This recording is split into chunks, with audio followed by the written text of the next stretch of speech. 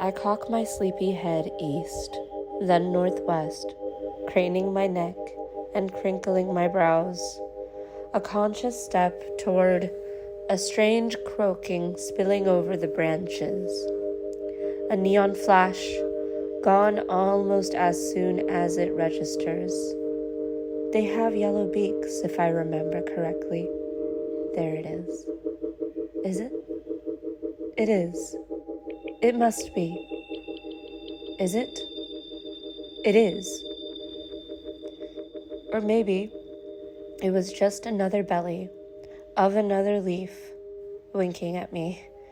Dare I say I saw the toucan that day?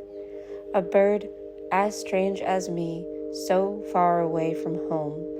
Its rain-kissed eyes just as curious and cautious and finding mine. And the minute, lassoed by stillness, careful enough not to startle it, I remained careless enough just to see it scuttle. Another morning with the moon on a stroll I'd been choreographing for days, banal and beautiful and ripe for the pricking.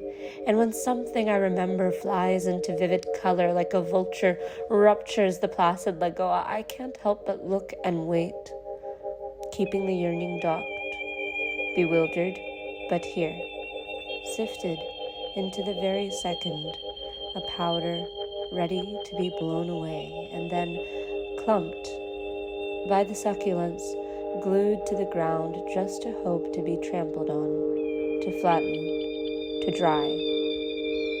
Storybooks and sanctuaries have serigraphed the toucan in my sleepy head, and there's no confusing the toucan for another man, an animal, bird.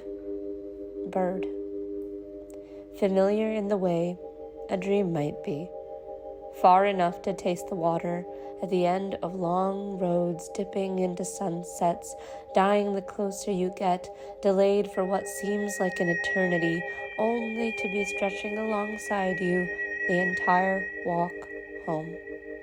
The lagoa reads like hot milk, and if I remember correctly, toucans feed on berries that would end up curdling the whole bowl.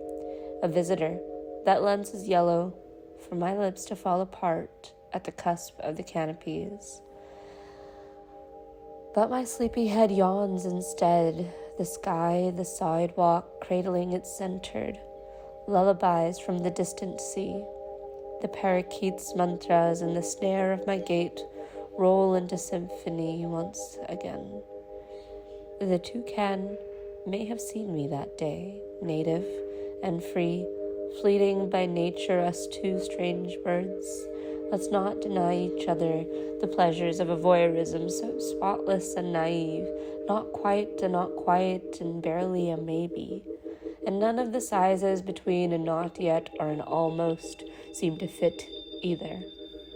Perhaps a similitude of certainty and the shoulder turned away from a nothing, a satisfaction of a something only awakened by the morning. And my sleepy head still knows dreams from waking life, and a croak from a chirp, and to think back and back to that day, it's a toucan, I'm sure of it. It is, isn't it? It is.